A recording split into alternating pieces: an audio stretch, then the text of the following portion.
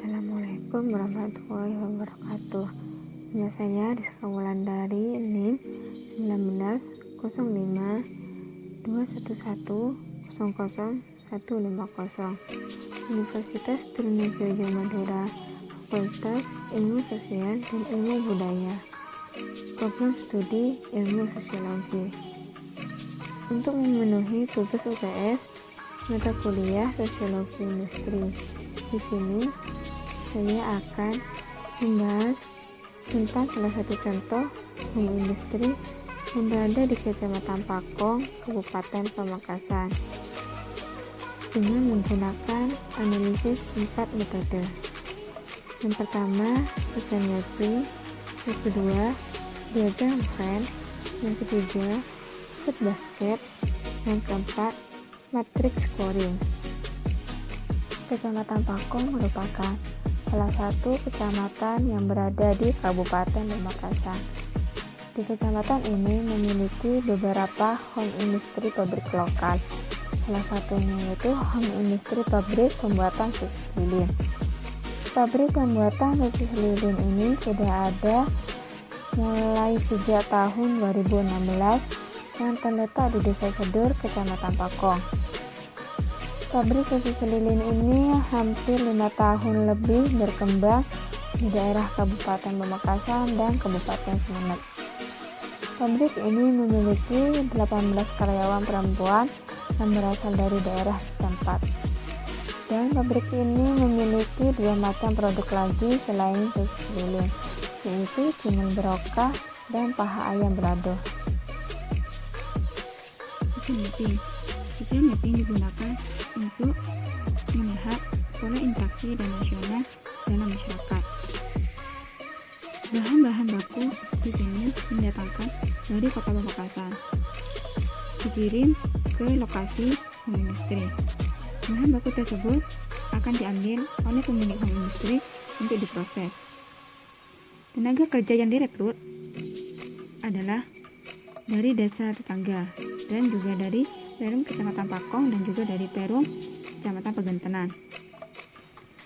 Setelah percetakan dan perebusan selesai, sosis lilin ini akan langsung didistribusikan ke tempat-tempat terdekat, yaitu toko, perumahan, pasar, dan ke kota Pamekasan dan juga ke kota Sumeneb. Yaitu selanjutnya. Selanjutnya di sini yaitu relasi.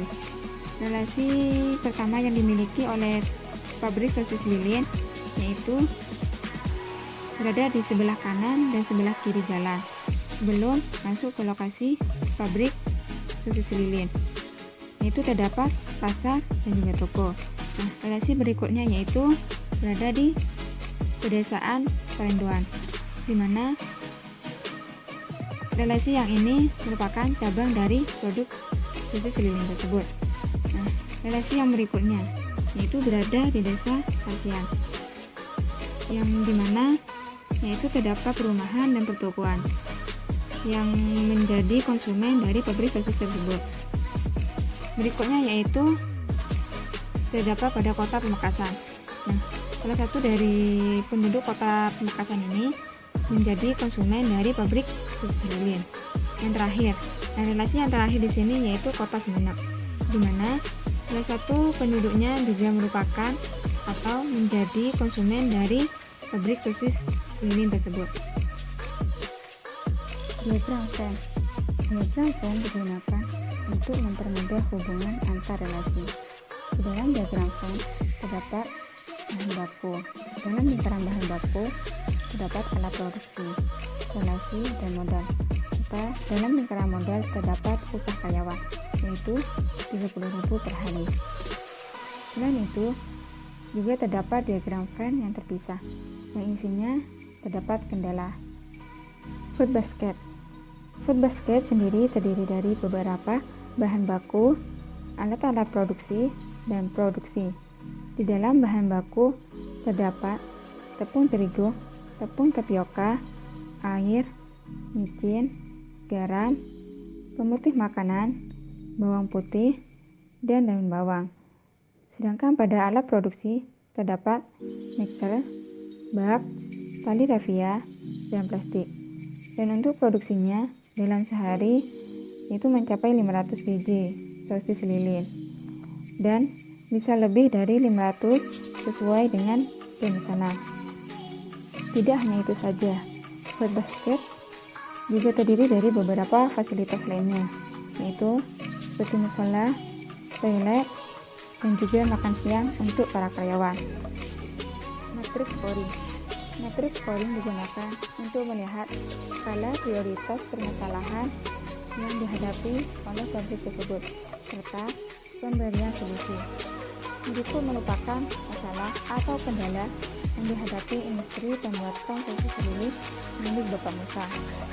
Permasalahan yang pertama yaitu industri pemesanan masih dalam cakupan kecil yang diberi skor 4, dan yang kedua karyawan kurang disiplin yang diberi skor 3.